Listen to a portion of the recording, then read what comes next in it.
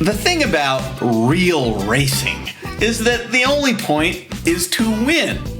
So, if you like a certain type of car that maybe isn't competitive for a class or series, turns out there's no real point to building it. So, if you have a completely wacky, out of left field, not applicable for any race car class idea in your head, and you really just want an excuse to build it for lemons. Take, for example, Scott Graves of Team Apathy. He is a lemons guy who developed this wacky idea a long time ago. Back in high school, Scott had a Honda N600, which is this pre-Honda Civic deal with a tiny motorcycle engine that was like 600 cc's. I don't know. You miss my beard? You want me to grow it back for you? Okay, I'll grow my beard back for you.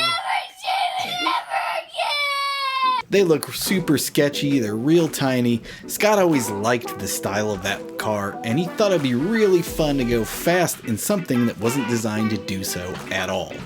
Now, Scott was already racing lemons in a much more sensible vehicle, Saab 9000, but in 2011 he found a deal that he couldn't pass up. 71 Honda N600 for $100, and so immediately he starts thinking, how can I make this into a ridiculous lemons car?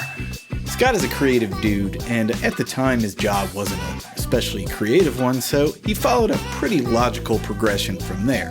He had this $100 N600, he had this Saab 9000 turbo motor, and if he added some box flares and a center seat contraption style deal, the Saanda would be born. Saab. Honda. Saanda. Needless to say, the Saanda is not a snap-together IKEA do-it-yourself kit. It's got custom fabricated everything, custom A-arms at the front and rear, Miata uprights up front, Saab 900 uprights in the back. Brakes is a mix of Miata, Saab 900, Lotus Elise, Nissan 300, ZX. All of this makes the car slightly wider than a stock N600. It's got big old fender flares to cover it. The wheels, they look enormous. They're actually just 15 by 8s. Those are XXRs with 245 4015 tires.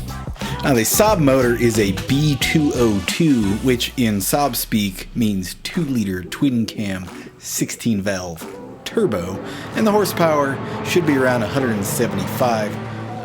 Turns out these motors were derived somehow from way back when from the Triumph Slant 4 in the TR7.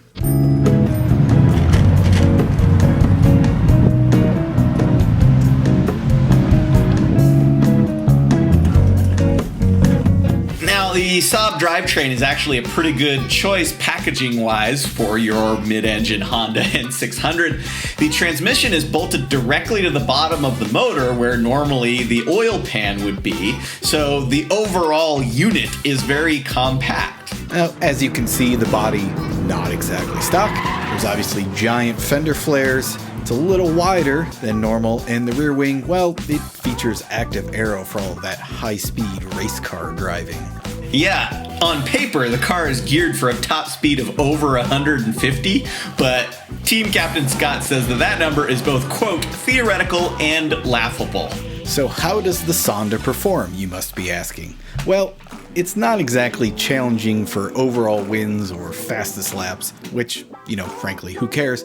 But at its last race at Sonoma, it did score a long overdue Index of Affluency victory. The Index of Affluency is our top prize, which goes to the car that does the most with the least, as calculated by a very complex set of equations and calculations that we keep locked up in a vault. That comes with a cash prize and a free entry to your next race.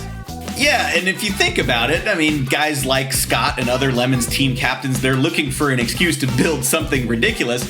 We as the organizers want to reward such ridiculousness, hence the prize. So, unbelievably stupid?